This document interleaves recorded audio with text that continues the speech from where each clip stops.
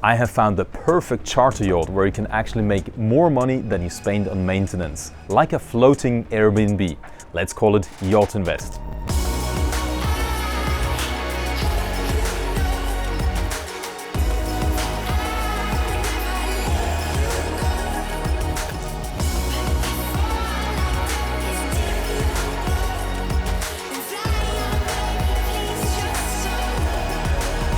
I'm aboard the Sunreef 60 sailing catamaran that we're listing for sale right now. And in this video I will show you a full walkthrough tour of this Sunreef 60 sailing catamaran with the best layout for charter. Why the location of Cascais near Lisbon is a great base. And then finally we will talk about the experienced crew and how they can help you with this perfect setup for charter. So let's get the tour started. I will walk you through the full boat and show you every detail.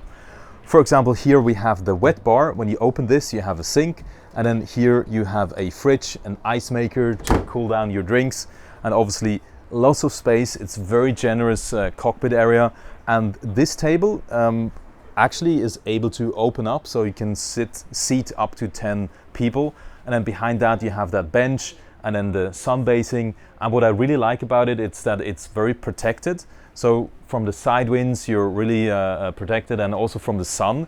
But if you're also really connected to the sea, and then basically you feel also a little bit the breeze, and of course you can just walk down those steps and you're in the water. And the pièce de résistance is this huge bathing platform that can carry up to 850 kilograms of a tender. And obviously you can also place this beautiful Poltrona Frau sofa here, and just imagine sitting here and lowering the platform down into the water, so with your feet you're actually in the water having a margarita or your favorite drink and just enjoying the silence.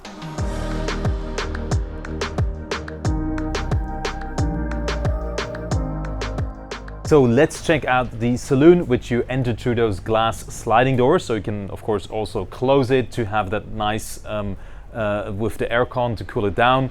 And then here we have the open galley, and this is the 5 cabins galley up version, which is actually the best version for charter because you have 5 cabins, therefore you could have 10 charter guests. And then with this open galley you have a lot of appliances. You have a dishwasher, a oven, steamer, fridge, and then over here you actually have a new Liebherr refrigerator with 2 zones. It's really nice, big lot of refrigeration space, and then also lots of storage, and then obviously also more storage over here. And then what's very special is that there is a gas hob where you have the big gas canisters, so you can also cook without the generator running. And then, which is nice because basically you could have this boat 10 hours without a generator, so you can go completely silent mode and still cook something. And then over here we have this sofa, which also acts as the seating around this table, which you can open up. It's like an origami game, and then you can open it up to seat comfortably 10 people inside. And what I find amazing is this 360-degree sea view. You're really connected to the sea. Even if you're inside, you see everything, you overview the scenery, and that gives you that open space feeling. And now if you look here, you have the inside helm station. Of course there's a chart plotter with all the Dometic system to control the lights and the blinds and everything. And then you have that door where you can go to the front, and then also the stairs down to the cabins, and then also back there are some stairs. And now let's go check out the master cabin. So going down the stairs on the port side hull, we can enter the little corridor master cabin then, and there's a lot of storage, so I really like that. And going backwards into the master cabin, I can present you this like biggest cabin, which has a little bit more space than the other cabins. That's why it's called the master cabin. Obviously you have also more storage, and then up here also you have that little bedside tray table to put your phone and jewelry and things like that. And then underneath the bed you have some storage, and then obviously also then here basically have that little table that you could pop open, where you can also do some work. And then of course some storage in this cabinet here. And then also you have the ensuite bathroom of the master cabin, which is also pretty spacious. If I enter it, it's really nice and wide, and you have also the ceiling height is like 2 meters 10, and then also you have a little headlight. And if you want to sleep at night with a fresh breath of air coming in, then you can open up those headlights with the mosquito nets, so then you can sleep nice and tight. And then if you want to have a complete silent boat, that's nice because you have 10 hours of the lithium batteries without the aircon obviously, but you could have the generator run until you go to sleep and then cool the cabin nicely down if you really want to sleep with some colder temperature. But then you can sleep without the noise of the generator obviously, so that's a really nice feature there.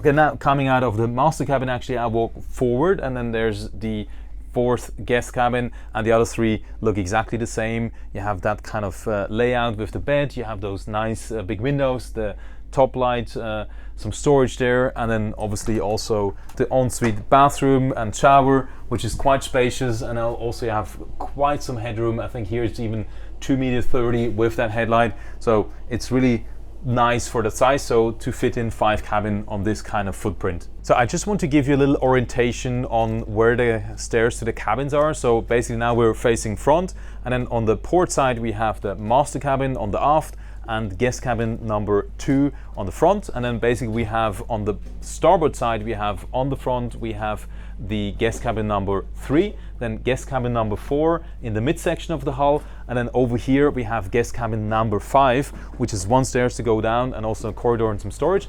And then over here we have the crew cabin, which sleeps 3 crew in 3 bunk beds. I'm not going to show you because of course there's some personal things now of the crew, but that's where they have the staircase going down to the crew cabin.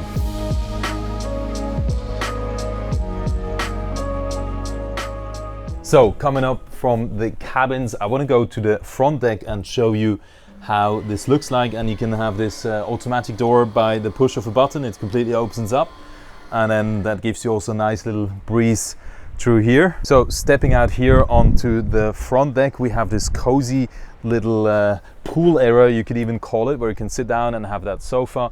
You really feel protected from the elements again, but also you have sunbathing and you still see the horizon, so I really like it, especially this little table here to read a book, have some juice, and just enjoy watching over the beautiful scenery. I mean, those cliffs are amazing. I really love it, this green and brown colors. And then walking up the stairs, you have you're passing this locker, so it has a lot of storage. And then this one, for example, has the you can see you can actually even put those big fenders inside. You have the anchor chain down here, which is, by the way, an upgraded 100-meter stainless steel anchor chain instead of the galvanized one. And then also the winch and the anchor control system was upgraded. And then the nets, they're black nets, they're a bit more stable and don't stain that fast as the white ones that come standard with from Sunreef. And you see they're still pretty nice and strong. And then actually, if you're here on the front, you see how generous this space is. And that's when you realize the beam of 10 meters 20 of this huge sailing catamaran. That's what the catamaran is famous for, right? This huge amount of space. So while we're here at the front deck, let's talk about the upgrades. We have a electric furling system here for both the Gennaker and the Genoa sails. And then also we have a big power sail, which is a very good sail that has a flexible part in the middle. So when there's a strong gust, it actually leaves that through and doesn't rip. And then also we have the performance upgrade on the mast, which is a carbon mast and a carbon boom that's really stiff and light. So it's really good for the sailing performance. So now that we've checked out the bow area, let's go back to the aft and then go up to the sky deck to see how's the view like. And while we're walking here, I want to point out how wide and spacious the sidewalks are. So let's actually go up the stairs to check out the Flybridge, because that's really nice setup. And then over here you have the wet bar that basically has a lot of storage. You even have a washing machine down here. You have an electric grill, a sink, and then you have that generous feeling. And look at this beautiful large table that you can also retract, and then it's lowering down as a lounge table. And underneath this tent you're protected from the sun, but you still feel that breeze and that open view when having a lunch or a dinner here. I mean, this is one of my favorite spots on board this Sunreef 60. It's really like, wow, you just don't want to get back up and do anything else here. But yeah, let's move on. So we actually have all the sailing gear over here. So you have the rigging. This is, as I said, the carbon performance mast with the sail winches. Then you have some sunbathing space over there, and then obviously those flexible chairs that you could also use to put them on the table. And then here we have the Flybridge helm station, which also give you the engine controls, the chart plotter obviously with radar, and then you have the engine displays, the compass, you have the autopilot, and then also some sound system, and then also the VHF, and then you have a bow thruster on the forward in the tunnel of the starboard side hull. So you have just one bow thrust, but that's enough. I saw the maneuvering because with the engines you can have that pretty good, and it's the Ball Penta D3 with 2 times 110 horsepower, so that's okay. And then obviously the pilot seat, and then more sunbathing in the aft, and then you have all the life rafts for safety, and then basically the antenna for the internet and things like that. And then the hardtop I think is really important to have, because that protects you from the elements, also from the sun, but still you can see up through those windows to see how the sail is going. And on the sail also you have some lazy jacks, so when you take in the mainsail it's actually coming nice and slowly inside. So I would say that's basically the Flybridge. So let's go check out the rest.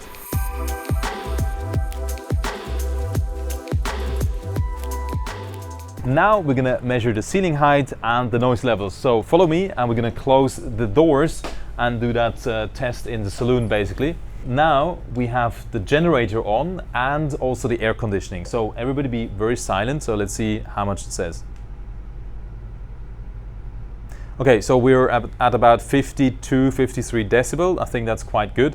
So now let's actually switch off the aircon and then see how much is the noise in the saloon with just the generator running. So yeah, we got about like 47 decibel. I think that's very good. And now let's go to the master cabin so you can see how you can sleep at night. And then let's go silent.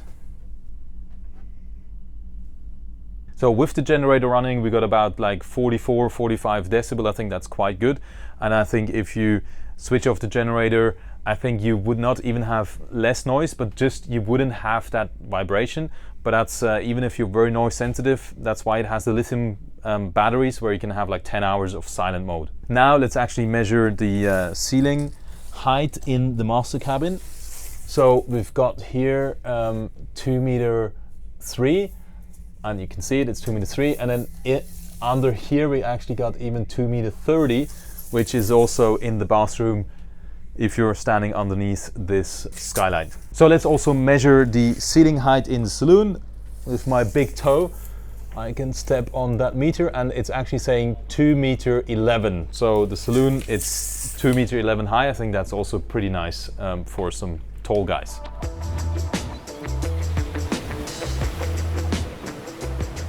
So let's check out the engine room, which basically there are 2 engine rooms. We have 2 times Volvo Penta D3 110 horsepower, and then also we have a 19 kilowatt generator, which is on the other engine room. We have the aircon system.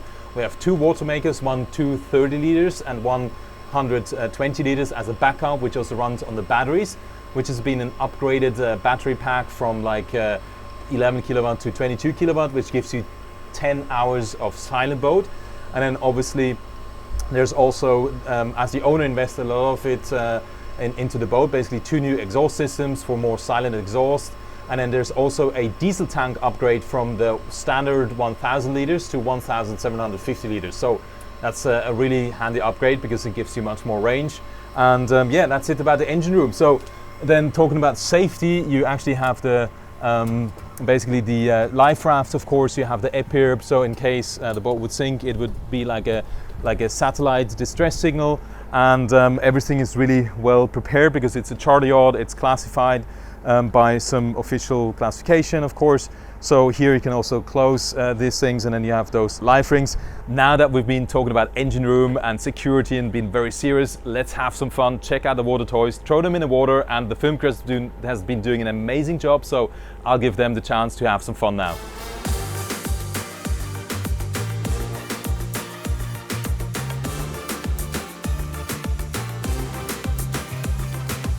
Talking about the toys, let me give you an overview of the inventory that will stay with the boat. There's the Seabob, there's 2 stand-up paddle, there's water skis, there's wakeboard, there's a towing banana, a towing sofa, there's a ton of spare parts that come with the boat, and of course also the high quality cutlery and dishes from famous Portuguese porcelain brand Vista Alegre. Even the crew uniform will stay on the boat. The boat comes really in turnkey condition, fully equipped, ready to go.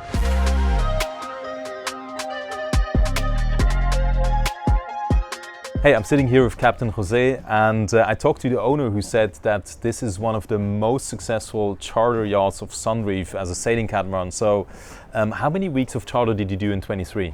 So in 23 we had 11 weeks of charter, and for this season we already have 9 weeks of charter plus 7 weeks with the owners. Wow, that's impressive. I believe this success is based on 3 factors. First, I think the Sunreef 60 as well as the Sunreef 80 are the top models of the Sunreef range. For me, they're the best. And at this Sunreef 60, you have the 5 cabin layout, which I think does really well in charter with the galley up.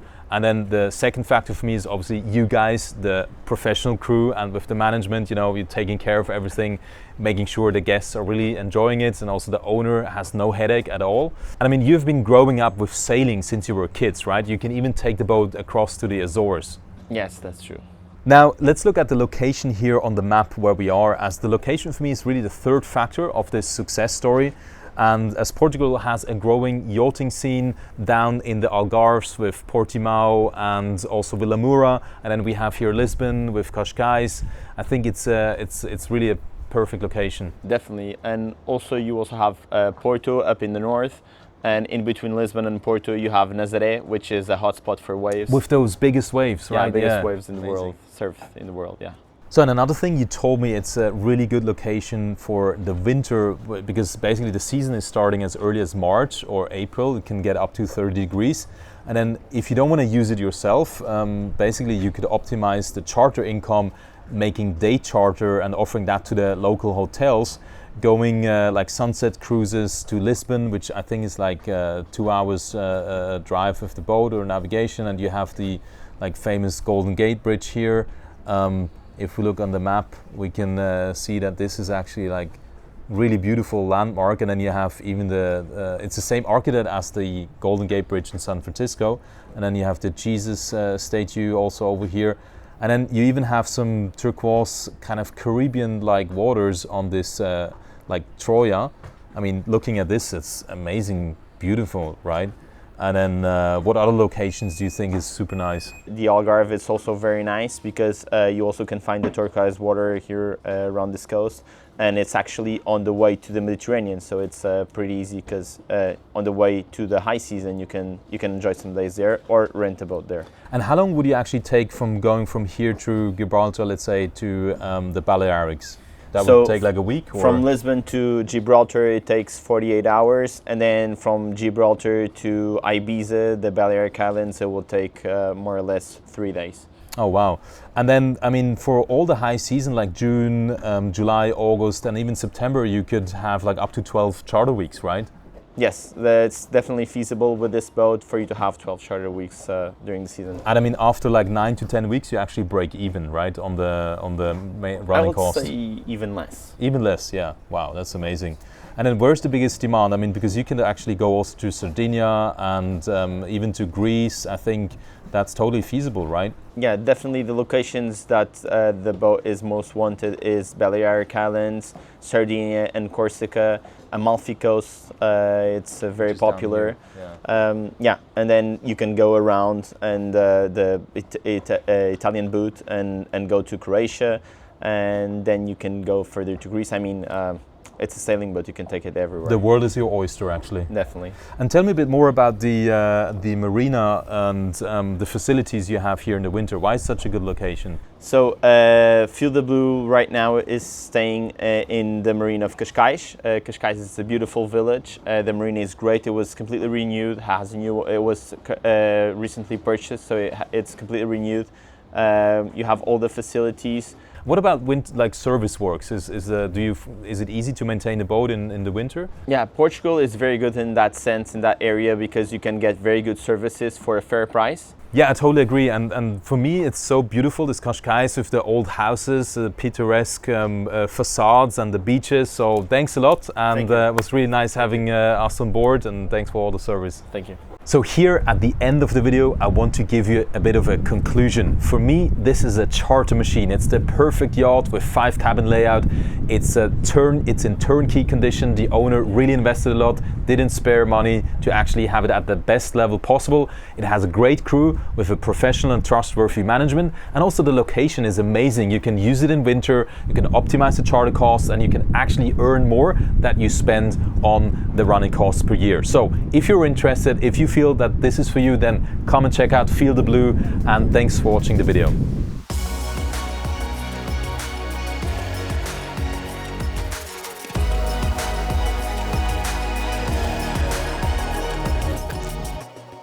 We speak yachting. Let's talk.